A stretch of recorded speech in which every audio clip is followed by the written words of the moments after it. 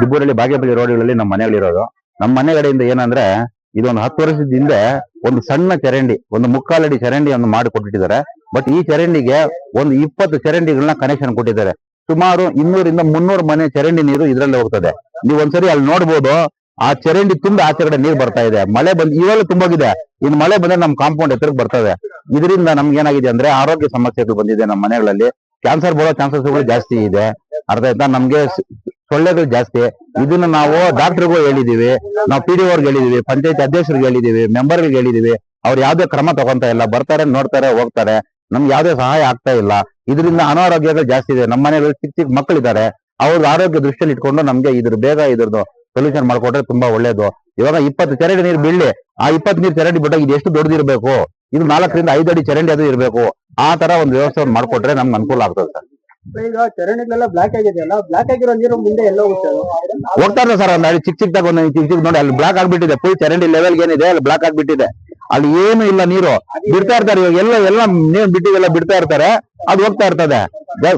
Full ವಾಸನೆ. ನೀವು ನೋಡ್ತಾ ಇದಾರೆ ಎಷ್ಟು ವಾಸನೆ ಇದೆ ನಿಮ್ಗೆ ಗೊತ್ತಾಗ್ತಾ ಇದೆಯಲ್ಲ, ಎಷ್ಟು ವಾಸನೆ ಇದೆ. ಹೆಂಗ್ ನಾವ್ ಇಲ್ಲಿ ಬದುಕಬೇಕಾಗುತ್ತೆ ನೋಡಿ. ಇದೇ ನಮ್ ರೂಮ್, ಇದು ನಮ್ ಮನೆ. ನಾವ್ ಹೆಂಗ್ ಮಲಗೋದು ಹೇಳ್ರಿ? ಹೋಗ್ಲಿ ಮುಚ್ಕೊಂಡ್ ಮಲಗಿದ್ರೆ ವೆಂಟಿಲೇಷನ್ ಪ್ರಾಬ್ಲಮ್ ಇರ್ತದೆ. ಈ ತರ ಪ್ರಾಬ್ಲಮ್ ಇದೆ ನೋಡಿ. ಎಷ್ಟು ಗಲೀಜ್ ಇದೆ. ಇದು ಕ್ಲೀನ್ ಮಾಡೋರು ಇಲ್ಲ. PDO ಅವ್ರ ಗಮನಕ್ಕೆ ನಾವು 10 ಸರಿ ತಂದಿದ್ದೀವಿ, ಪಂಚಾಯತಿ ಅವ್ರ ಗಮನಕ್ಕೆ ಒಂದು 10 ಸರಿ ತಂದಿದ್ದೀವಿ. ಪಕ್ಕದ ಮನೆಗಳವರು ಎಲ್ಲ ತೊಂದರೆಗಳಿಲ್ಲ. ಒಬ್ಬರಿಂದ ಒಬ್ರು ಜಗಳ ಆಡ್ಕೊಂತ ಇದ್ದಾರೆ. ಅನಾನುಕೂಲ ಜಾಸ್ತಿ ಇದೆ ಸರ್. ಇದು ಇಲ್ಲಿ ಸುಮಾರು 10 ವರ್ಷಗಳಿಂದ ಚರಂಡಿಯಿಂದ ತುಂಬಾ ತೊಂದರೆ ಆಗ್ತಾ ಇದೆ. ಒಂದು 20 ಸತಿ ಮನೆ ಮಾಡಿರ್ತೀವಿ ಪಂಚಾಯತಿಗೆ. ಎಷ್ಟೋ PDO ಬಂದ್ರು ಹೋದ್ರು, ಯಾರು ತಲೆ ಇಡ್ಸ್ಕೊಂಡಿಲ್ಲ. ಮೆಂಬರ್ಗಳು ಎಲ್ಲ ಆಯ್ತು.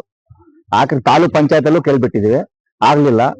ಮೊನ್ನೆ ಲಾಸ್ಟ್ ಇಯರ್ ಒಂದೂವರೆ ವರ್ಷ ಎಲ್ಲ ಮೆಂಬರ್ಗಳು PDOಗಳು ಯಾರು ಬಂದು ನೋಡಿದ್ರು. ನಾಳೆ ಸ್ಟಾರ್ಟ್ ಮಾಡ್ತು ಅಂದ್ರು.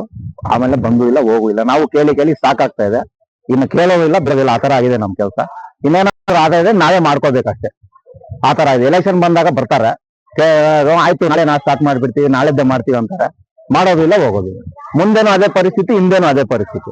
ನಿಮ್ಗೆ ಇದು 2ನೇ ಸತಿ ನಾನು ಬೈಕ್ ಕೊಡ್ತಾ ಇರೋದು. ಮಾಧ್ಯಮಗಳಿಗೇನೋ ನಾನು ಸುಮಾರು ಸತಿ 4 ಸತಿ ಮಾಧ್ಯಮಗಳಿಗೂ ಬೈಕು ಕೊಟ್ಟಿದ್ದೀನಿ.